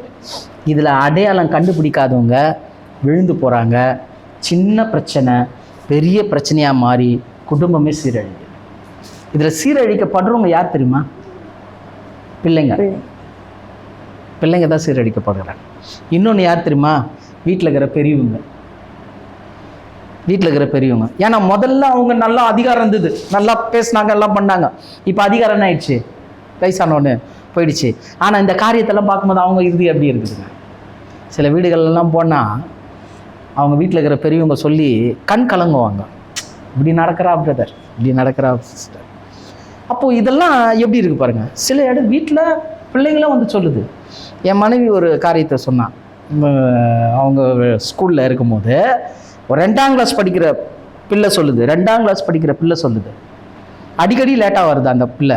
அந்த பிள்ளைகிட்ட கேட்கும்போது, நீ ஏன் அடிக்கடி லேட்டாக வர, அடிக்கடி லீவ் எடுக்கிற, ஏன் உனக்கு கரெக்டாக வர தெரியாதா, இனிமேல் நீ லீவ் போட்டால் நான் யார்கிட்ட கூப்பிட்டு போய் விட்டுருவேன், பிரின்ஸிபால்கிட்ட கூப்பிட்டு போய் விட்டுருவேன் அப்படின்னு சொல்லும் போது அந்த பிள்ளை சொல்லுதான், எங்கள் அப்பாவை எங்கள் அம்மாவை அடிக்கடி அடிச்சுக்கிறாங்க, அடிக்கடி சண்டை போட்டுக்கிறாங்க, நிறைய நேரத்தில் எனக்கு சாப்பாடு கிடைக்க மாட்டேங்குது, நிறைய நேரத்தில் என்னை யாரும் கவனிக்க மாட்டுறாங்க, எங்கள் ஆயா வீட்டில் நான் இருக்கிறேன், பக்கத்து வீட்டில் இருக்கிறேன், அந்த வீட்டில் இருக்கிறேன், அவங்க கோச்சிட்டு இவங்க போயிடுவாங்க, இவங்க கோச்சிட்டு இவங்க போயிடுவாங்க, நீ பார்த்துக்க நான் பார்த்துக்கன்னு என்னை விட்டுறாங்க மிஸ்ஸுன்னு. கேட்கும் போது இருதயமே நொறுங்கிடுச்சு. அப்போ சாத்தான் எந்த அளவுக்கு ஒரு குடும்பத்தை சீரழிக்கிறான் பாருங்க. அந்த எக்ஸ்ட்ரீம் லெவலுக்கு போகாதபடி இன்னைக்கு நீங்களும் நானும் சமாதானத்தோடு உட்காந்துருக்குறோன்னா, கர்த்தருடைய சமாதானத்தின் உடன்படிக்கை நம்ம குடும்பத்தில் இருக்குது, நமக்குள்ளே இருக்கிறதுனால தான் நல்லா இருக்கும். புரியுதுங்களா? அப்போ இங்க சொல்றாரு, சமாதானத்தின் தேவன் உங்கள் அனைவரோடு கூட இருப்பாராக. அந்த உடன்படிக்கை தாங்க இது. இந்த உடன்படிக்கையினுடைய அடையாளம் என்னன்னா, சமாதான கேட்டை கொண்டு வருகிற அந்த சக்தியை தேவன் என்ன பண்றாரு, அழிக்கிறதுக்கு நம்மளுக்கு கற்றுக் கொடுக்குறாரு. ஓகேவா? இன்னொரு முக்கியமான ஒரு விஷயம். ஏன்னா இந்த வசனம் எப்படி முடிஞ்சுன்னா, வாசிங் சிஸ்டர் 15:33. சமாதானத்தின் தேவன் உங்கள் அனைவரோடும் கூட இருப்பாராக. ஆமீன். உங்கள் அனைவரோடும் கூட இருப்பாராக. இப்போ ஒரு கேள்வி கேட்கலாம். இவ்வளோ நேரம் நம்ம இந்த சப்ஜெக்டை தியானிச்சோம். இந்த வசனம் சொல்லுது, முன்னாடி சொன்ன இது ஒரு உடன்படிக்கை, சமாதானத்தை நமக்களிக்கிற தேவன் நம்ம கூட இருக்கிறாரா? ஒருவேளை நம்ம இருதயம் இன்னைக்கு குற்றப்படுத்துச்சுன்னு வச்சுங்க, இல்லாத மாதிரி தோணுது பிரதர், எனக்கு என் குடும்பத்தில் சில நேரத்தில் இல்லாத மாதிரி தான் தெரியுது, தோணுது அப்படின்னு தெரிஞ்சிங்கன்னா, அதுக்கு ஒரு பாடத்தை கற்றுக் கொடுக்குறேன். இந்த சமாதானத்தின் உடன்படிக்கையின் மூலமாக குடும்பத்தில் எப்படி அதை நிலவரப்படுத்துறது, நிலைநாட்டுவது அப்படின்னு பார்த்தீங்கன்னா, இன்னொரு இடத்துல ஒரு வசனத்தை சொல்கிறாரு. அது நம்ம வாசித்து அதை பார்த்து முடிக்கலாம். 2 கொரிந்தியர் 13ஆம் அதிகாரம் 11வது வசனம். 2 கொரிந்தியர் 13:11. கடைசியாக சகோதரரே சந்தோஷமாயிருங்கள், நற்சீர் பொருந்துங்கள், ஆறுதல் அடையுங்கள், ஏக சிந்தையாயிருங்கள், சமாதானமாயிருங்கள். அப்பொழுது அன்புக்கும் சமாதானத்துக்கும் காரணராகிய தேவன் உங்களோடே கூட இருப்பார். எத்தனை பேர் ஆமென் சொல்றீங்க? இது இந்த சமாதானத்தின் உடன்படிக்கை இந்த குடும்பத்தில் நிலைநாட்டுறதுக்குரிய வசனம், திறவுகோல் வசனம். இங்க பவுல் பார்த்தீங்கன்னா 4 விஷயத்த சொல்றார். இந்த 4 விஷயத்தை நீ செஞ்சினா தேவன் இங்க இருப்பார். எந்த தேவன்? சமாதானத்தின் உடன்படிக்கை செய்த தேவனுடைய அந்த கிரியை நம்ம குடும்பத்தில் இருக்கும். அவருடைய கிரியை இங்க நிலைநாட்ட பண்ணணும்னா நம்முடைய கிரியையில சில மாற்றங்கள் வரணும். பெரிய மாற்றங்களெல்லாம் இல்லை, 4 மாற்றம் தான். ஒன்று என்னவா? சந்தோஷமாயிருங்கள். சந்தோஷமாயிருங்கள். இன்னைக்கு இந்த சந்தோஷன்றது எவ்வளவு முக்கியம்னா, ஒரு குடும்பம்னாலே ஏன் தேவன் குடும்பத்தை உருவாக்குனார்னா சந்தோஷத்துக்காக தான் உருவாக்குனார். 2 சந்தோஷம். ஒன்று தேவனுக்கு சந்தோஷம், தேவனுக்கு சந்தோஷம். இன்னொன்று அந்த குடும்பத்துக்கு சந்தோஷம். குடும்பத்துக்கு என்ன சந்தோஷம் தெரியுமா? தேவன் என் குடும்பத்தில் இருக்கிறாரியா. புரியுதுங்களா? அதுதான் ஏதேனில் இருந்தது. ஏதேனில் தேவன் அப்படி தான் ஒரு குடும்பத்தை உருவாக்குனார். அந்த குடும்பத்தை உருவாக்கும் போது அவர் சந்தோஷப்பட்டார். ஆதாம் ஏவாளும் என்ன பண்ணாங்க? சந்தோஷப்பட்டாங்க. அந்த சந்தோஷத்தை சாத்தான் கெடுத்தான். ஓகேவா? அதான் முன்னாடி பார்த்தோம். அவனுக்கு அந்த சக்தியை நம்ம அடையாளம் கண்டுபிடிக்கணும். குடும்பத்தில் இருக்கிற சந்தோஷத்தை கெடுக்கிறதுல மெஜாரிட்டி யாருன்னா சாத்தானுடைய வேலை. நம்ம கேட்டால் யார் பேரும் சொல்லுவோம். நல்லா தாங்க போயிட்டு இருந்தது, எங்கேருந்து வந்தான்னு தெரில, பத்திரிக்கை கொண்டு வந்து எங்களுக்கு பத்திரிக்கை அடிச்சுட்டு போயிட்டான் சொல்லுவாங்க. பத்திரிக்கை தாங்க கொடுக்க வந்தான், கடைசியில் எங்களுக்கு என்ன பண்ணிட்டான்? பத்திரிக்கை அடிச்சுட்டு போயிட்டான். இல்லை, நல்லா புரிஞ்சுங்க. முதலாவது நம்ம தெரிஞ்சுக்க வேண்டிய ஒரு விஷயம் என்னன்னா, உங்கள் சந்தோஷத்தை எடுக்கவோ கெடுக்கவோ யாராலையும் முடியாது. ஏன் தெரியுமா? தேவன் கொடுத்திருக்கிற சந்தோஷம் அது. வெளிச்சம் உண்டாக கடவுதுன்னு சொன்னார் பார்த்தீங்களா? வெளிச்சம் வந்துடுச்சு. நல்லா புரிஞ்சுக்கணும். நமக்கு சந்தோஷத்தை கொடுக்குறேன்னு சொன்னார் பார்த்தீங்களா? கர்த்தருக்குள் எப்போதும் சந்தோஷமா இருங்கள்னு வார்த்தை சொல்லுது பார்த்தீங்களா? அந்த சந்தோஷம் நமக்குள்ள இருக்குது. உள்ள இருக்கிறத தான் பவுல் சீண்டி விட்டார். சந்தோஷம் உனக்குள்ள இருக்குதுப்பா, சந்தோஷமா இரு. கர்த்தர் உனக்கு சந்தோஷத்தை கொடுத்துருக்கிறாரு, அந்த சந்தோஷத்துல நிலைத்திரு. ஓகேவா? அப்போ சந்தோஷமா இருக்கணும். இந்த சந்தோஷம் எப்படி இருக்கணும்னா, வேதம் தெளிவா சொல்லுது, உங்கள் துக்கம், இயேசு சொன்ன வார்த்தை, உங்கள் துக்கம் சந்தோஷமாய் மாறும். உங்கள் துக்கம் சந்தோஷமா. இதை நம்ம இன்ஃபர்மேஷனா எடுக்கிறோம். அறிவு எப்படி தெரியுமா எடுக்குது இந்த வசனத்தை? இன்ஃபர்மேஷன். துக்கம் சந்தோஷமா மாறுமா brother? Information. But that's not a fact. Truth fact அது கிடையாது. சந்தோஷம் இருந்தால் துக்கம் உனக்கு இருக்காது. உன் துக்கம் கூட மாறிடும். கர்த்தர் கொடுக்கிற சந்தோஷம் நமக்குள்ள இருந்தா எப்படிப்பட்ட துக்கமும் என்ன ஆயிடுமா? சந்தோஷமா மாறிடும். ஒரு பாத்திரத்துல மெஜாரிட்டி என்ன இருக்குதோ அதுதான் ஆக்கிபை பண்ணும். நம்முடைய இருதயத்துல சந்தோஷம் இருந்தா தான் எவ்வளவுதான் பிரச்சனைகளும் உபத்திரங்களும் துக்கங்கள் வந்தாலும் எதுதான் ஆக்கிபை பண்ணும்? சந்தோஷத்தை ஆக்கிபை பண்ணும். ஆனா சந்தோஷன்றது தேடுறமே. இன்னைக்கு சந்தோஷத்தை மனுஷன் தேடிட்டு இருக்கிறான். கடைசியில் கண்டுபிடிச்சிட்டான். எதுல இருக்குது சொல்லுங்க? மொபைல்ல இருக்குது, டிவியில இருக்குது, சினிமால இருக்குது, குடியில இருக்குது. சிலருக்கு ஹாபியை வீட்டில் சண்டை போடுறது. ஒவ்வொருத்தருக்கும் சந்தோஷத்தை அவன் வகுத்துக்கிட்டான். இதுதான் சந்தோஷம் நினைச்சிட்டான். ஆனா உண்மையான சந்தோஷம் கர்த்தர் கொடுக்கறது தான். மனுஷன் கொடுக்குற சந்தோஷம், உலகம் கொடுக்குற சந்தோஷம்லாம் வேலிடிட்டி பீரியட் இருக்கு. அதுக்கு அந்த டைம் வரைக்கும் தான், அதுக்கப்புறம் அது நிற்காது. ஆனால் கர்த்தர் கொடுக்குற சந்தோஷம் எப்படின்னா, நோ வேலிடிட்டி பீரியட். நீ மரிக்கிற வரைக்கும் சந்தோஷத்தில் வாழலாம், மரிக்கிற வரைக்கும் வாழலாம். அதை உணர்ந்தினா, இது எனக்கு கர்த்தர் கொடுத்துருக்கிறார், என் குடும்பத்தில் கொடுத்துருக்கிறார், என் பிள்ளைங்களுடைய எதிர்காலத்தில் கொடுத்துருக்கிறாரு, என்னுடைய ஃபிசிக்கல் பாடியில் கொடுத்துருக்கிறாரு, என்னுடைய சரீரத்தில் கொடுத்துருக்கிறாரு. இதை உணர்ந்தீங்கனாலே இந்த சந்தோஷம் நிலைச்சு நிற்கும். ஆனால் நம்ம துக்கத்தை பார்த்து சந்தோஷத்தை விட்டுறணும். ஆனால் சந்தோஷத்தை பிடிங்க, துக்கம் மாறிடும். விளங்குதா? இது ரொம்ப முக்கியம். அதுதான் இங்க பவுல் சொல்றாரு, சந்தோஷமாயிருங்கள். ரெண்டாவது, நற்சீர் பொருந்துங்கள். அந்த வார்த்தை ரொம்ப முக்கியம். பொருந்துங்கள் வருது இல்லையா? இது எப்படின்னா, இந்த இது பிரிக்ஸ் இருக்கும் பார்த்துருக்கீங்களா? ஒரு இமேஜ் இருக்கும். அந்த இமேஜ் கட் பண்ணி வச்சிருப்பான். கரெக்டா எல்லாமே செட் பண்ணிடுவோம். ஏதாவது ஒண்ணு இல்லைன்னு வச்சுங்களேன், அது ஃபுல்ஃபில் ஆகாது, முழுமை அடையாது. அப்ப முழுமை அடையணும்னா அந்த ஒரு பீஸ் எடுத்துன்னு அங்க ஃபிக்ஸ் பண்ணீங்கன்னு வச்சுங்க, பொறுத்துனீங்கன்னு வச்சுங்க, முழுமை அடைஞ்சிடும். அந்த மாதிரி தான் சொல்றேன். அந்த வார்த்தை தான் இது மூல மொழியில வருது. நற்சீர் பொருந்துங்கள். அப்போ குடும்பத்துல சந்தோஷமா இருக்கணும். ரெண்டாவது நற்சீர் பொருந்தணும். இது வேற வேற மொழிபெயர்ப்பு நம்ம திருவிவிலியம் அதெல்லாம் எடுத்து பார்த்தீங்கன்னா, நடத்தையில் சீர் பொருந்து, நடத்தையை சீர் செய்து பொருந்து. அப்ப என்ன அர்த்தம்? ஃபார் எக்ஸாம்பிள், நான் எப்பவுமே ஒரு புரிதல் இல்லாம நான் கத்துறேன், புரிதல் இல்லாம கத்துறேன். இப்போ இது நிறைய பேருக்கு பாதிப்பு இருக்குது, நிறைய பேர் பாதிப்பு. இப்போ நான் சத்தியத்தை அறிந்து கொள்றேன். கோபம் தேவனுடைய நீதியை நடப்பிக்க மாட்டேன். நான் கோபப்பட்டாலும் நடந்துரும் நினைக்கிறேன்.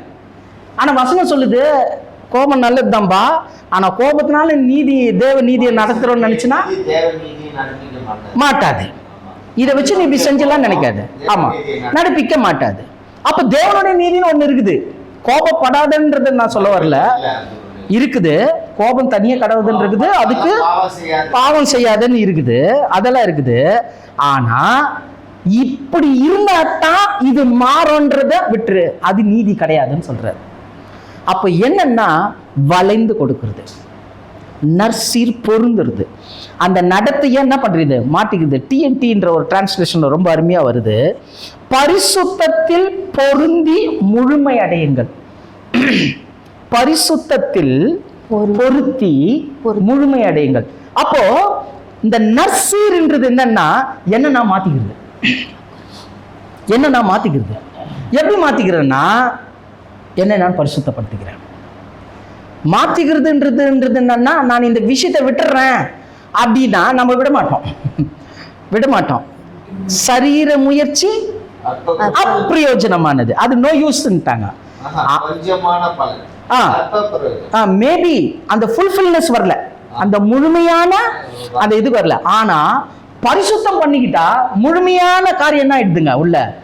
பரிசுத்த அலங்காரத்தோடு பரிசுத்த நடக்கையோடு கர்த்தருக்கு உரியவர்களாக நம்ம மாறும்போது அந்த கேரக்டர் அங்க மறையுது, அந்த கோபம்ன்ற கேரக்டர் மறையுது. அப்போ கோபம் வரும்போது முதல்ல நம்ம என்ன பண்ணணும்? ஜெபம் பண்ணணும்.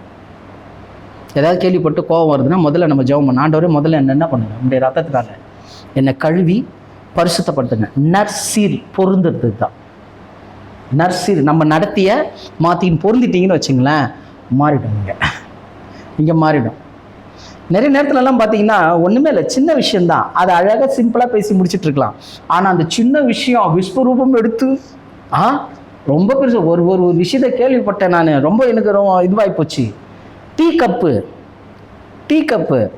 திங்கக்கிழமை குடிச்ச டீ கப்பு அங்கே இருக்குதான், செவ்வாய்க்கிழமை குடிச்ச டீ கப்பு அங்கே இருக்குதான் அப்படின்னு யார் சொல்கிறா? கணவர் சொல்கிறார். 2 நாள் டீ கப் அங்கே இருக்குது பிரதர், நீ என்னத்தை பண்ணிட்டு இருக்குன்னு சொல்லிட்டு நான் திட்டினேன். அந்த அம்மா இன்னும் சொல்ல வந்துச்சு, 2 பேருக்கு பிரச்சனை ஆச்சு, அவங்க அம்மா வீட்டுக்கு போயிடுச்சுன்றார். என்னப்பா இதுன்னு சொல்லிட்டு அப்புறம் அந்த அம்மாவுக்கு ஃபோன் பண்ணி கேட்டா, பிரதர் அன்னைக்கு 2 பேரும் வந்தாங்க, அன்னைக்கு மதியானம் தான் வந்தாங்க, அதான் முன்னாடியே சொன்னேன், பத்திரிக்கை வைக்க வந்தாங்க. அவங்க 2 பேருக்கு நான் என்ன கொடுத்தேன்? டீ கொடுத்தேன், 2 கப்பில் கொடுத்தேன். அவங்க போயிட்டாங்க. சரி சாயங்காலம் எடுத்து வைக்கலாம்னு வச்சேன். ஆனா இவர் வந்து என்ன பண்ணிட்டாரு? டேட் ஃபிக்ஸ் பண்றாரு. திங்கக்கிழமை 1 கப்பு, செவ்வாய்க்கிழமை 1 கப்பு. ஓ அப்ப நீ என்ன இப்படித்தான் நினைச்சிட்டு இருக்கியா அப்படின்னு என்ன ஆயிடுச்சு? அந்த இடத்துல சமாதான கேடு போயிடுச்சு. அதெல்லாம் கவனிக்கணும். இங்க ஃபிக்ஸ் பண்ணாதீங்க. அங்க ஒரு பொருள் இருக்குன்னா அந்த பொருளை சுத்தி நிறைய விஷயங்கள் நடந்திருக்கும், அதுக்கு ஏதோ ஒரு காரணம் இருக்கும். நிறைய நேரத்தில் நான் எங்க வீட்டில் இது நடக்கும். துணிகள்லாம் அங்கங்கே இருந்தால் நம்மளுக்கு டென்ஷன் ஆகிடும். அப்படி இப்போ அந்த சேர்ல இருந்தாலே எனக்கு பிடிக்காது. ஒரு முறை நல்லா போட்டு கத்தி விட்டேன். அப்புறம் பார்த்தீங்கன்னா உடல் சரியில்லை, அவங்களுக்கு உடம்பு முடியாமல் ரொம்ப இதுவாக படுத்துட்டு இருக்காங்க. நம்ம கவனிக்கவே இல்லை, நான் பாட்டுன்னு இஷ்டத்துக்கு பேசிட்டேன். அப்புறமா தான் பார்த்த பிறகுதான் தெரிஞ்சுது, ஐயோ நம்ம எவ்வளோ பெரிய தப்பு பண்ணிட்டோம். உடனே நான் மன்னிப்பு கேட்டேன். நான் எப்பவுமே மன்னிப்பு கேட்டேன். அது என்ன பண்றது, நம்ம பாக்குறோம் அந்த லெவலுக்கு போல. அதாவது நமக்குள்ள இருக்கக்கூடிய தேவன் பரிசுத்தமான தேவன், அவர் பரிசுத்தத்தை விரும்புறவரு. நம்ம பரிசுத்த குலைச்சல்ல போகும்போது அவர் இண்டிகேஷன் கொடுக்குறாரு, இல்லப்பா இது தப்பு. அதான் முன்னாடியே பார்த்தோம், மனதுருகுற தேவன். என்ன மனதுருகம் தெரியுமா? என்ன போல நீ இரு, நான் பரிசுத்தர் ஆகிய நீயும் பரிசுத்தர. தேவன் அவருடைய கேரக்டருக்கு நம்மளை மாத்திட்டு இருக்கிறாரு. இந்த உலகத்துல வாழ்ந்த சம்பாதிச்ச வாழ்ந்த செத்தன்றது வாழ்க்கை கிடையாது. அது எல்லாருக்குமே இருக்குது. கிறிஸ்தவர்களுக்கு அது கிடையாது. இந்த 4த்தையும் ஒன்றா சேர்த்திங்கன்னா இயேசு பிரதிபலிக்கணும். இந்த 4 இருக்கணும். ஆனால் அந்த 4க்குள்ளே எப்படிப்பட்டவனா நீங்கள் இருக்கணும்னா இயேசுவா இருக்கணும். உங்கள் மனம் புதிதாகிறதினாலே மறுரூபமாகணும். அப்போ ஒவ்வொரு நாளும் என்ன பண்ணிக்கணும்? நம்மள பரிசுத்தப்படுத்திக்கணும். அப்படி பண்ணி பாருங்களேன், கேரக்டர் மாறிடும். நிறைய நேரத்தில் சொல்றோம்ல, என்னால் மாற முடியல பிரதர், நடக்கல பிரதர். வெளியில இருக்கிற பிரச்சனையை ரொம்ப ஃபோக்கஸ் பண்ணி காட்டுவோம். ஆனால் உண்மை என்ன தெரியுமா? இங்கே மாறிடுச்சுன்னு வச்சுங்களேன், வெளியிலேயே மாறிடும். கண்டிப்பாக மாறிடும். கர்த்தர் அப்படி தான் வச்சிருக்கிறார். புரியுதுங்களா? அது ரொம்ப முக்கியம். அப்போ நர்சர் என்ன பண்ணோம்? பொருந்தணும். நெக்ஸ்ட் ஆறுதல் அடையணும். இந்த ஆறுதல்ன்றது எப்படி இருக்குதுன்னா, ஆறுதலை தேவன் என்ன பண்ணியிருக்கிறார்னா வச்சிருக்கிறார்.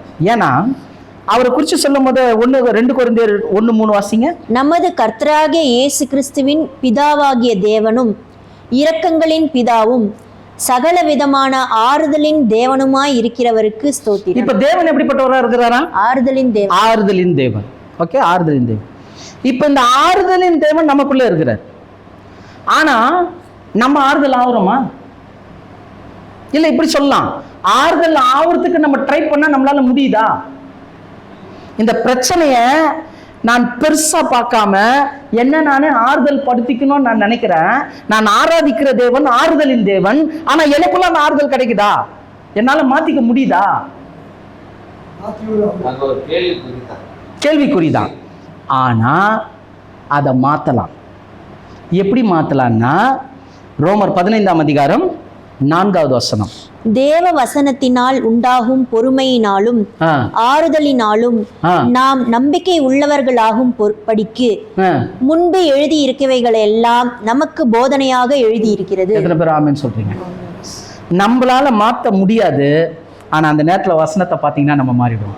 விசுவாசிக்கிறவங்க ஒரு ஆமென் சொல்லுங்களேன். எவ்வளவு வல்லமை பாருங்க இந்த வார்த்தைக்கு, எவ்வளோ வல்லமை பாருங்க. நிறைய நேரத்தில் நான் இதை ரொம்ப அனுபவிச்சிருக்கிறேன். நிறைய விஷயங்கள் நமக்கு எதிரடியாக இருக்கும். ஊழியத்தில் போகிறது சாதாரணமான விஷயம் கிடையாதுங்க. நல்லா நம்ம கூட நல்லா சிரித்து பேசுவாங்க. அவங்க தான் நம்மளை போய் என்ன பண்ணுவாங்க, வேறு மாதிரி வேறு அவதூறு பண்ணுவாங்க. நிறைய நேரத்தில் நம்ம கொடுக்குற செய்தியை குறித்து வேறு மாதிரி அங்கே திணிச்சு பேசுவாங்க. நிறைய விஷயங்கள் அதெல்லாம் பார்க்கும்போது கோபம் வரும். வசனத்தை வச்சு அவனை ஹேண்டில் பண்ணணும், இவனை இப்படி பண்ணணும், அப்படி நிறைய வரும். ஆனால் ஒரே ஒரு விஷயம்தான், ஒரே ஒரு காரியம்தான். இது எல்லாருக்குமே வரும். வேறு பிரச்சனை, ஊழியக்காரங்களுக்கு அப்படி, குடும்பத்தில் இப்படி, எல்லாத்துலேயும் வரும். ஆனால் நீங்கள் ஆறுதல் அடையணும்னா, ஒரு கம்ஃபர்ட் ஜோனுக்கு நீங்கள் வரணும்னா கர்த்தருடைய வசனம் இல்லாமல் வர முடியாது. நான் அடிக்கடி பார்க்குறது அதுதான். நான் அதனால தான் நான் சில நேரத்தில் பிரச்சனை அதிகமாயிட்டா, போராட்டம் அதிகமாயிட்டா, என் கண்ணு முதல்ல பார்க்குறது எதுனா வசனத்தை தான் பார்ப்பேன். ரோட்டில் இருந்தால் ஒவ்வொரு வண்டியை பார்ப்பேன், நான் ஒவ்வொரு ஆட்டோவை பார்ப்பேன். ஏதாவது ஒரு வசனம் கிடைக்காதா? ஏதாவது வசனம் கிடையாது. என் கண்ணு எதை தேட ஆரம்பிக்குதோ உடனே வார்த்தை அந்த இடத்துல கர்த்தர் தெளிவாக பேசுவார். அப்போ தெரிஞ்சுப்பேன், கர்த்தர் என் கூட தான் இருக்கிறாரு. ஏன்னா இன்னைக்கு ஒரு ஆவி ஒன்று இருக்குது. அந்த ஆவி இன்னும் என்ன தெரியுமா? கர்த்தர் என்கிட்ட பேசினாரு. கர்த்தர் என்ன பண்ணாரா? பேசினாரான்ட்டு தப்பா பண்ணிட்டு இருக்காங்க. நிறைய பேர் தப்பா பண்ணிட்டு இருக்கிறாங்க. நமக்கு கர்த்தர் அறிவை கொடுத்துருக்கிறாரு. விலை மதிக்க முடியாத நம்ம கையில் பைபிளை கொடுத்துருக்கிறாரு பாருங்க. அதை விட வேறு விலை மதிக்க முடியாத கிருபை எதுவுமே கிடையாது. அப்போ நீங்க வீட்டில் இருந்தால் வசனத்தை தேடுங்க. அதனால தான் பாருங்க, வாட்ஸ்அப்பை ஓப்பன் பண்ணீங்கன்னா எவ்வளோ வசனங்கள் இல்லை, எவ்வளோ வசனங்கள். பிரச்சனைனா முதல்ல எல்லாத்தையும் எடுத்து பார்ப்பேன். நான் என்னென்ன வசனம் வந்திருக்குன்னு பார்க்க என்னுடைய இறுதியை எப்படி ஆறுதல் அடையும் தெரியுமா? செஞ்சு பாருங்க. அந்த மாதிரி ஒரு கிரிட்டிக்கல வரும்போது உங்களை நீங்களே ஆறுதல் படுத்திக்கணும்னா சுய முயற்சியில முடியாது. ஆறுதலின் தேவன் அவருடைய ஆறுதலான வார்த்தையை கொடுத்துக்கிறாரு. அதை நீங்க பார்த்தீங்கன்னா ஆறுதல் அடையலாம். அப்போ சமாதானத்தின் தேவன் என்ன பண்ணுவாரு? நம்மோடு கூட சமாதானத்தை கொடுக்கிற உடன்படிக்கை தேவன் நம்மோடு கூட ஆறுதல் அடையுங்கள். அப்புறம் என்னங்க? ஏக சிந்தையாய் இருங்கள், சமாதானமுமாய் இருங்கள். ஏக சிந்தையாகவும் சமாதானமாகவும் இருங்கள்னு அப்படி போட்டிருக்கு. அதை ஈஸி டு ரீட்ல எப்படி வருதுன்னா, ஒருவருக்கு ஒருவர் மனதார ஒத்து போய் சமாதானம் பண்ணுங்கள். ஒருவருக்கொருவர் மனதார, ரொம்ப முக்கியம். மனதார. சிலர் என்னன்னா, எதுக்கு பிரச்சனை, இதுகிட்ட மல்லு கட்டுறதோட என்ன பண்ணிடலாம், பேசிடுவோன்னு சொல்லிட்டு உதட்டளவுல பேசுவாங்க. உதட்டளவில் பேசுவாங்க. சரி விடு பார்த்துக்கலாம், சரி விடு பார்த்துக்கலாம், உதட்டில் இருக்கு. ஆண்டவர் சொல்கிறார், மனுஷனும் முகத்தை பார்க்குறான், தேவன் இருதயத்தை பார்க்குறாரு. அவர் சொல்கிறார், மனதார ஒத்துப்போ. என்னது? ஒத்துப்போ. மனதார ஒத்து போய் சமாதானம் பண்ண. சமாதானம் இப்படி தான் வரணும். ஏன்னா இது உடன்படிக்கை. நல்லா புரிஞ்சுங்க, உடன்படிக்கையை மீறினா சாபம். கர்த்தருடைய உடன்படிக்கையை மீறினா சாபம். உபாகமம் 28ஆம் அதிகாரம் என்ன சொன்னார்? அவருடைய நியாயமத்தையும் அவருடைய கட்டளைகளையும் எல்லாத்தையும் கொடுத்தாரு. கை கொள்ளும் போது என்ன கொடுக்குறாரு? ஆசீர்வாதத்தை கொடுக்குறாரு. மீறும் போது சாபத்தை கொடுக்குறாரு. ஆனால் நமக்கு ஒரு கிருபை. என்ன கிருபைன்னா, கர்த்தர் வார்த்தை கொடுத்துட்டார். இன்னைக்கு நமக்கு வார்த்தை கொடுத்துருக்கிறார். அப்போ நம்ம எப்படின்னா, ஏக சிந்தையாய் சமாதானம் பண்ணணும். ஏக சிந்தையாய் சமாதானம் பண்ணணும். அது ஈஸி டு ரீட்ல மனதார ஒத்து போய் சமாதானம் பண்ணுங்கள் இருக்கு. திருவிவிலியத்தில் எப்படி வருதுன்னா, மன ஒற்றுமை கொண்டு அமைதியுடன் வாழுங்கள். மன ஒற்றுமை கொண்டு அமைதியுடன் வாழுங்கள். எப்படி இருக்கு பாருங்க வார்த்தை. வார்த்தை எவ்வளவு அருமையா இருக்கு. அப்ப மன ஒற்றுமை ரொம்ப முக்கியம். எல்லாமே இன்னர் மேன் தான், உள்ளதான் ஃபோக்கஸ் பண்ணுது, சரீரத்தில் உள்ளதான் ஃபோக்கஸ் பண்ணுது. நல்லா புரிஞ்சுங்க, கர்த்தர் நம்மோடு கூட தெளிவா பேசிட்டு இருக்கிறாரு. கர்த்தர் நம்மோடு கூட தெளிவா பேசிட்டு இருக்காரு. நீட் அண்ட் கிளீனா பேசிட்டு இருக்கிறாரு. இதுல எந்த சந்தேகமும் வேணாம். கர்த்தர் நம்மோடு கூட தான் பேசிட்டு இருக்கிறாரு. அப்ப புரிஞ்சுக்குங்க, ஏக சிந்தையும் சமாதானமா இருக்கணும். அப்படி இருந்தா சமாதானத்தை அளிக்கிற தேவன் நம்மோடு கூட இருப்பார். சமாதானத்தின் தேவன் உங்கள் அனைவரோடு கூட இருப்பாராகன்னு பவுல் சொன்னார்ல. இருப்பாராக அப்படின்னாருன்னா, இருக்குது வச்சுக்கப்பா, பெற்றுக்கொள். எப்படி பெற்றுக்கொள்ளணும்னா, சந்தோஷமா இருக்கணும், நற்செய்தி பொருந்தணும், ஆறுதல் அடையணும், ஏக சிந்தையும் சமாதானமா இருக்கணும். கடைசியில் ஒரு வசனத்தை வாசித்து முடிக்கலாம். 2 தெசலோனிக்கேயர் 3:16. சமாதானத்தின் கர்த்தர் தாமே. இங்கே வந்துச்சு பாருங்க, சமாதானத்தின் கர்த்தர் தாமே எப்போதும் சகல விதத்திலும் உங்களுக்கு சமாதானத்தை தந்தருளுவாராக. உங்களுக்கு சமாதானத்தை தந்தருளுவாராக. கர்த்தர் உங்கள் அனைவரோடும் கூட இருப்பாராக. ஆமென், ஆமென். அப்போ சமாதானத்தை கொடுக்கிறவர் நம்ம கூட இருக்கிறார். நம்ம கூட இருக்கிறார். இதை உணர்ந்தா போதும். இது நம்ம குடும்பத்தில் இருக்கிறார், நம்ம குடும்பங்கள்ல இருக்கிறார். அப்போ நம்ம குடும்பத்தில் இருக்கக்கூடிய அந்த சமாதானத்தின் தேவனுடைய உடன்படிக்கையை நம்ம எப்படி கனம் பண்ணணும், எவ்வளோ ஹானர் பண்ணணும், இது கர்த்தர் வகுத்து வச்சிருக்கிறார். கிறிஸ்து இயேசு மூலமா நமக்கு கொடுத்துருக்கிறாரு. அப்போ இதை நம்ம கனம் பண்ணணும். இதை கனம் பண்ணீங்கன்னா கர்த்தர் நம்ம உயர்த்துவார். மாற்றத்தை விரும்பினீங்கன்னா நம்ம முதல்ல மாறணும்.